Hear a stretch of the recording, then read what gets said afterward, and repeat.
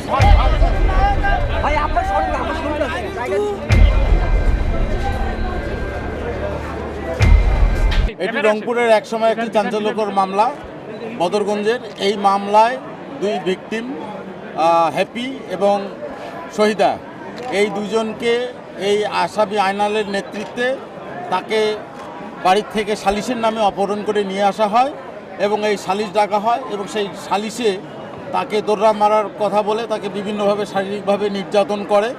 এটা আমাদের সমাজে নারীদের প্রতি একটা সহিংসতা।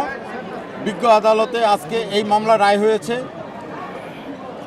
আসামি আয়নালের নেতৃত্বে মহেবুল এবং সেকেন্দার এই চিকনাইনামুল, এই তিনজনকে বিজ্ঞ আদালত অপহরণের দায়ে সর্বোচ্চ 14 বছর সশ্রম কারাদণ্ড এবং 50,000 টাকা জরিমানায় রায় দিয়েছেন, সাজা দিয়েছেন এবং অন্যান্য আসামিদের মারডাঙ্গের অপরাধে এবং শ্লীলতাহানির অপরাধে বিভিন্ন মেয়াদে সাজা প্রদান করেছেন।